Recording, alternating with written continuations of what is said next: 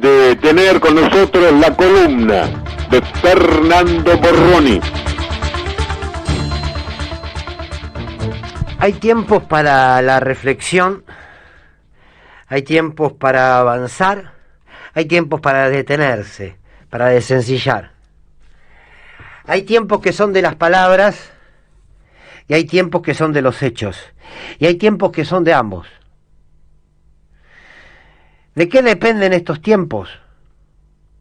¿De qué dependen estos tiempos en política?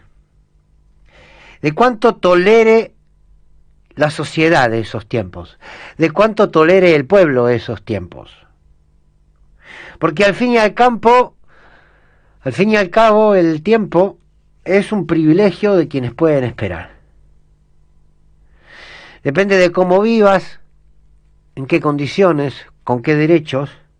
El tiempo puede ser una hermosa llanura para recorrer con tranquilidad, o el tiempo puede ser una piedra pesada sobre el propio cuerpo de cada uno. Los tiempos de la política deben ajustarse a los tiempos de la sociedad, a los tiempos del pueblo, porque la política es una expresión de ella y debe representarla. Y esto lo digo en torno a la gestión del frente de gobierno, donde en algunos temas el tiempo empieza a agotársele. Y empieza a agotársele en términos de expectativas, en términos de tolerancia. Es cierto que la situación de la pandemia modificó los tiempos de todo. El tiempo tiene otro concepto a partir de la pandemia. Pero a decir verdad, hay hechos, hay acciones que no se han tomado, en las que no se ha podido avanzar y que no las ha impedido la pandemia, sino que parece a priori que las ha impedido alguna falta de decisión política. Entonces, lo mejor que podemos hacer es advertir que los tiempos tienen su tiempo. Se agota el tiempo para una reforma judicial. Y que se agote el tiempo no quiere decir que si no la hacemos ahora no la vamos a poder hacer nunca. Lo que quiero decir es que hay que hacerla ahora.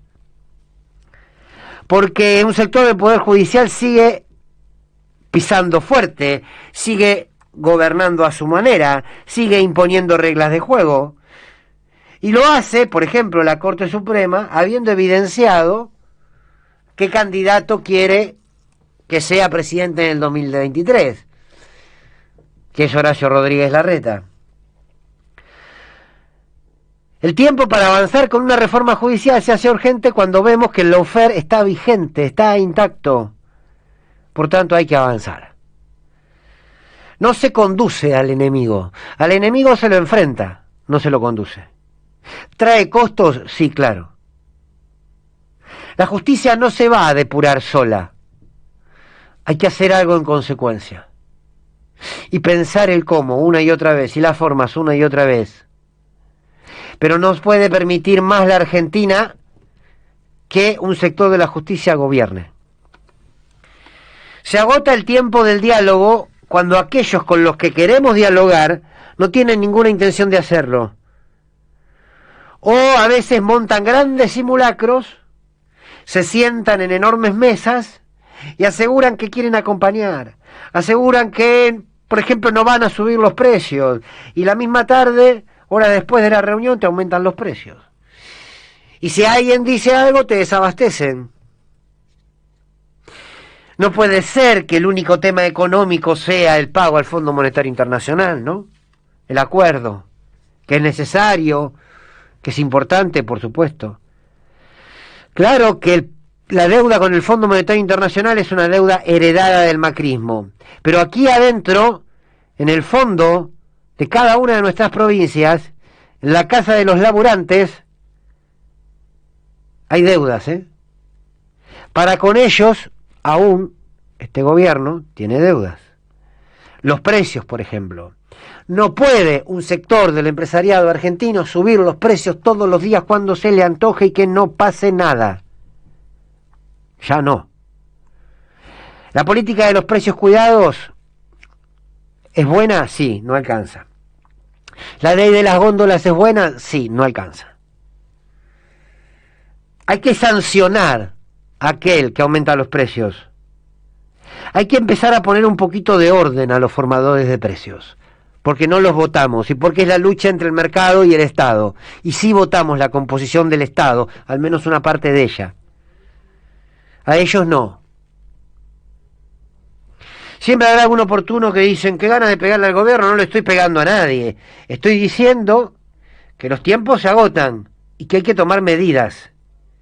Es imposible comprar carne en la Argentina. Si esto sucediese en el gobierno de Macri, estaríamos dando y haciendo editoriales todos los días. Es imposible comprar carne. Y el tema es que aquellos que están en el negocio de la carne venden hacia adentro al mismo precio de que venden hacia afuera. El gobierno se los advirtió en más de una oportunidad, eso está claro, el mismo presidente lo dijo. Bueno, pero nos siguen vendiendo el precio de la carne adentro a igual que lo exportan. Por lo tanto, si no hacen nada, habrá que ponerles un límite a la exportación. ¿Qué les parece?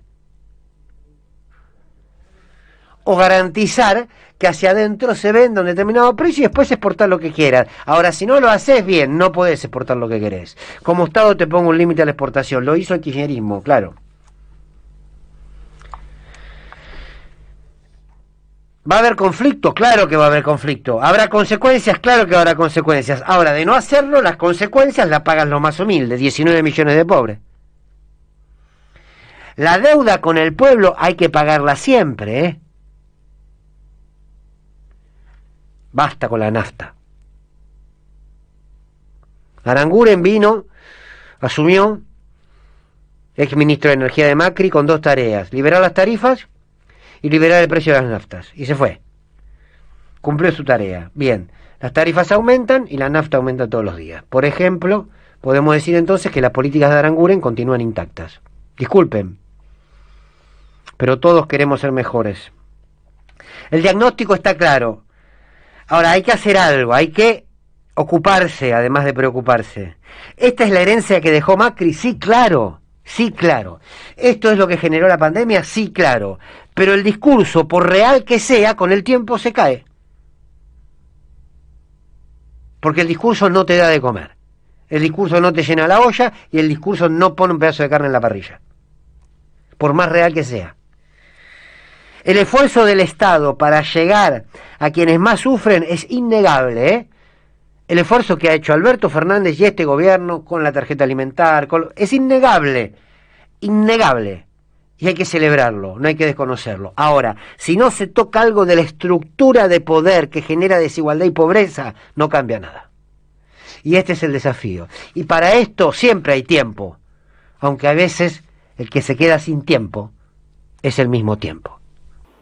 La columna de Fernando Borroni.